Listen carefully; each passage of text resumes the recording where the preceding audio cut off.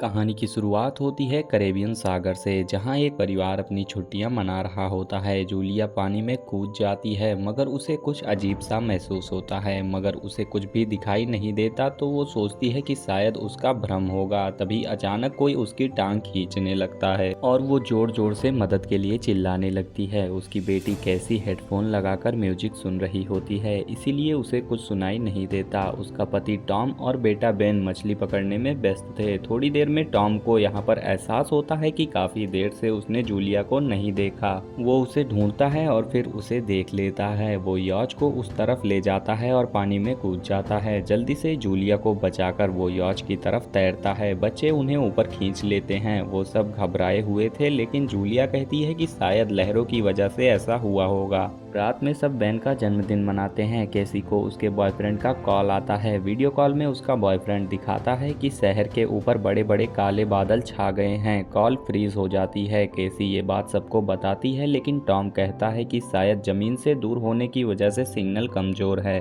तभी सबको एक आवाज सुनाई देती है। वो सब बाहर जाकर देखते हैं तो व्हेल मछलियों का एक समूह गुजर रहा है। अचानक याच जोर से हिलती है और बेन गिर जाता है। टॉम को चिंता होती है कि कहीं याच को नुकसान तो नहीं पहुंचा, इसीलिए वो डाइव करके नीचे चेक करने चला जाता है। कुछ देर बाद वो बाहर आता है, लेकिन उसके कंधे पर एक बड़ा घाव होता है। जूलिया उसे बैंडेज करती है। वो कहता है कि पानी के अंदर उसे ऐसा लगा कि जैसे उसके पीछे एक बहुत बड़ा जीव था, लेकिन जब उसने मुड़ के देखा तो उससे प्रोपेलर से कट लग गया। टॉम को यॉच पर काफ़ी नुकसान दिखाई देता है, इसीलिए उन्हें मदद बुलानी पड़ती है। कैसी भी नेटवर्क ढूंढती है। तभी कैसी को एक अजीब सा जीव दिखाई देता है, लेकिन वो बेन था, जो मास्क लगाकर उसे मजाक कर रहा था। कुछ देर बाद यॉच बंद हो जाती है और समुद्र में फंस जाती है। उन्हें मदद का इंतजार करना होगा। अचानक रडार पे कुछ डिटेक्ट होता है और उन्हें एक अजीब सी आवाज़ सुनाई देती है। वो देखते हैं कि कई सारे उल्का पिंड जमीन पर गिर रहे हैं। जहाँ उल्का पिंड गिरते हैं वहाँ बड़े धमाके होते हैं। तभी टॉम समझ जाता है कि जो आग के गोले गिर रहे हैं वो उल्का पिंड नहीं बल्कि सैटेलाइट्स हैं। उस वक्त बेन देखता है कि याच से धुआं निकलता है। टॉम चेक करता है तो पता चलता है कि इंजन तो खराब हो गया है। हवा तेज होने लगती है तो फैमिली याच के अंदर छिप जाती है। याच जोर से हिलने लगती है और बेन गिर जाता है और उसे चोट भी लग जाती है। टॉम किसी तरह बाहर से लाइफ जैकेट्स लाता है। बेन नोटिस करता है कि जूलिया की नाक से खून बह रहा है और केसी भी उल्टी कर देती है। अचानक एक हाई पिच्ड नॉइस आती है और हवा और भी स्ट्रांग हो जाती है। जूलिया दरवाजे को बंद करने की कोशिश करती है, मगर हवा से खिड़कियां टूटने लगती हैं।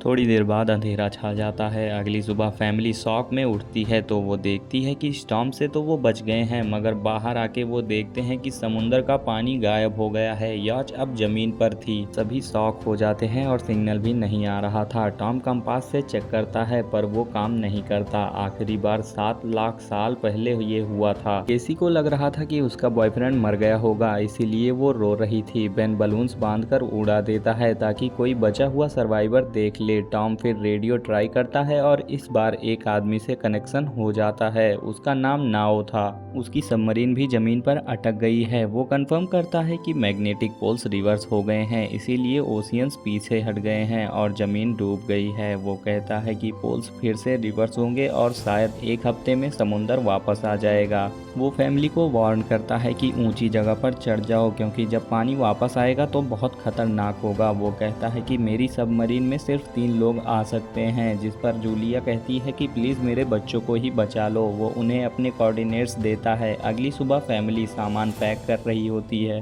तभी टॉम को पास में कुछ हिलता हुआ दिखता है। वो एक चोटिल आदमी था जिसके साथ एक कुत्ता भी था। टॉम उसके पास जाता है, मगर वो ऐसी भाषा बोलता है जो उसे समझ ही नहीं आती। वो उस अजनबी आदमी को पानी देता है, मगर वो अजनबी आदमी टॉम को मारकर उसके पेट में हार्मोन घुसा देता है। फिर वो आदमी जूलिया की तरफ भागता है, उस पर हार्मोन भी फेंकता है, जिससे उसके कंधे पर चोट भी लग जाती है। जूलिया दर्द में भागते हुए याच पर बच्चों को छुपने के लिए कहती है और उन्हें फ्लेयर गन पकड़ाकर बाथरूम में छिप जाती है। वो आदमी दरवाज़ा तोड़ के अंदर घुस जाता है। वो इधर उधर ढूंढने के बाद बाथरूम की तरफ जाता है, लेकिन जूलिया समझदारी से छोटे से छेद से बाहर निकल जाती है। लेकिन जैसे ही वो धीरे से निकलती है, तभी यहाँ पर उसका कुत्ता उसे देखकर भौंकने लगता है। कुत्ता उस पर झपटता है तो जूलिया चाकू से उसे मार देती है। वो आदमी चीख सुनकर बाहर आता है तो अपने कुत्ते की लाश को देखकर आग बबूला हो जाता है। इसी बीच जूलिया दूसरी साइड याच में में जाने की कोशिश करती है। वो टूटी हुई खिड़की से अंदर घुसने लगती है, लेकिन वो आदमी पहले ही वहाँ पहुँच जाता है। वो उसे पकड़कर जोर से मुक्का मारता है और उसके हाथ से चाकू छुड़ाकर उसे बहुत मारता है और उसका गला दबाने लगता है। बच्चे ये सब देख रहे थे। कैसी फ्लेयर गन से उसे शूट करती है। वो जल उठता है और याच में आग फैलने लगती है। जूलिया जरूरी सामान लेकर भाग जाती है।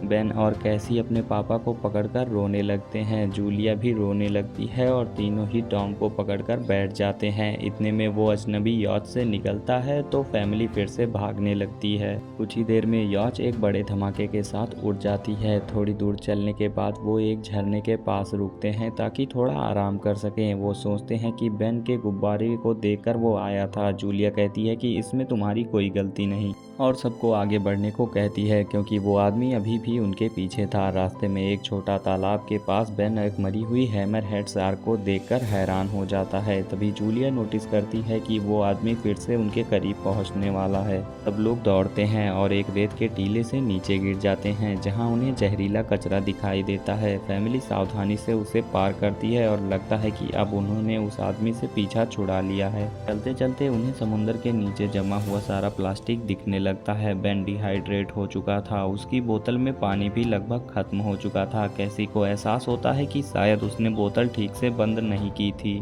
जूलिया गुस्से में उसे चिल्लाती है और दोनों के बीच में लंबी बहस होती है। फिर भी फैमिली आगे चलती रहती है। कुछ देर बाद उन्हें एक क्रैश हुआ प्लेन मिलता है और अंदर कुछ हलचल देख फैमिली डर जाती है, मगर वो कुछ पक्षी थे। वो रात यहीं प्लेन के अंदर गुजारने का तय करती है। बेन की जैकेट में उसे एक फैमिली फोटो मिलती है जिसे देखकर उसका दिल टूट जाता है। कैसी उनसे उनकी लव स्टोरी के बारे में पूछती है। जूलिया बताती है कि टॉम मेरा पेशेंट था। उसने एक फूल और एक प्यारी सी कविता देकर अपना प्यार जताया था। रात के बीच में कैसी प्लेन से बाहर जाती है तभी वो डरावना सा आदमी उसे पीछे से पकड़ने की कोशिश करता है, लेकिन जूलिया उस पर टूट पड़ती है और उसे चाकू से मार देती है। कैसी अपनी माँ को शांत करती है क्योंकि टॉम के मरने की वजह से उसकी माँ काफ़ी ज़्यादा गुस्से में थी। अगली सुबह उस आदमी की लाश पर कीड़े होते हैं। वो नोटिस करते हैं कि उसके शरीर पर काटने के कई निशान हैं, मतलब इस एरिया में कोई खतरनाक जीव छिपा हुआ है। वो वहाँ से निकल जाते हैं और मैप देखते हैं, लेकिन बेन आगे निकल जाता है। जूलिया चिल्लाती है रुक जाओ, लेकिन बेन एक गड्ढे के पानी को पीने लगता है। जूलिया तुरंत ही उसे खींचकर बाहर निकालती है और समझाती है कि अनजान पानी उसे बीमार कर सकता है। धूप बहुत तेज हो जाती है और बेन को चक्कर आने लगते हैं। तभी उन्हें कुछ पुरानी कुर्सियाँ मिलती हैं और जूली और कैसी उससे एक टेम्परोरी शेल्टर बना लेती हैं। जूलिया बेन को इंजेक्शन लगाती है और तय करती है कि वो रात वहीं बिताएंगे। सुबह जूलिया एक अजीब सी आवाज़ सुनकर उठती है और बाहर देखती है तो क्रैब्स का एक बड़ा झुंड उनकी तरफ आ रहा होता है। वो तुरंत ही बच्चों को उठाती है और तीनों भागना शुरू कर देते हैं। भागते भागते उन्हें एक बड़ा कार्गो शिप दिखाई देता है। वहाँ 3 क्रू मेंबर जिंदा होते हैं। एक औरत उनकी मदद करना चाहती है, लेकिन बाकी आदमी मना कर देते हैं और तीनों फैमिली को बाहर छोड़कर कंटेनर को लॉक कर लेते हैं। क्रैब्स पास आ जाते हैं। जूलिया बच्चों को कंटेनर के ऊपर चढ़ाती है और जब खुद चढ़ने लगती है तो क्रैब्स उसके पैर पर जोर से काट लेते हैं। बच्चे उसे खींचकर ऊपर चढ़ा लेते हैं, नहीं तो वो क्रैब्स में गिर जाती। कंटेनर के एक छेद से आधे क्रैब्स अंदर घुस जाते हैं। क्रू मेंबर्स फायरिंग शुरू करते हैं, लेकिन क्रैब्स उन पर हावी हो जाते हैं और दोनों को मार डालते हैं। आखिरी आदमी छत तक पहुंचता है, लेकिन क्रैब्स भी उन्हें खींच लेते हैं और वो भी मर जाता है। जूलिया अपने जख्म को पट्टी से बांधती है और बेहोश हो जाती है। कुछ देर बाद जब वो उठती है तो खुद को रेत के तूफान में अकेला पाती है। वो घबराकर बच्चों को ढूंढने लगती है और एक हथियार उठाकर जोर जोर से चिल्लाती है। कैसी उसकी आवाज़ सुनकर आती है और बताती है कि वो और बेन मदद ढूंढने के लिए गए थे, लेकिन कोई भी नहीं मिला। उन्हें एक रेडियो और गन भी मिलती है। जूलिया नाव से संपर्क करके बताती है कि मैप खो गया है, जिस पर नाव बताता है कि उस पर आर्थ्रोपोड्स ने हमला किया था। वो ऐसे जीव हैं जो ऑक्सीजन की वजह से पूरे पागल हो चुके हैं। नाव जल्दी से आने को कहता है क्योंकि उसके इंस्ट्रूमेंट्स की कैलकुलेशन के हिसाब से समुद्र उम्मीद से ज़्यादा जल्दी वापस आएगा। उनके पास कुछ ही घंटे बचे हैं। वो एक फ्लेयर गन शूट करता है और फैमिली उस दिशा में चलना शुरू कर देती है। लंबी वॉक के बाद वो लोग आखिरकार सबमरीन को देख लेते हैं। लेकिन वहां पहुंचने के लिए उन्हें एक बड़ा चट्टानी रास्ता पार करना होगा। जैसे ही वो रास्ते से गुजरते हैं, दीवारें खिसकने लगती हैं और पत्थर गिरने लगते हैं, जिससे एक भयानक रॉक स्लाइड हो जाता है। जूलिया अपने बच्चों को ढकेलकर खुद भी पीछे हट जाती है।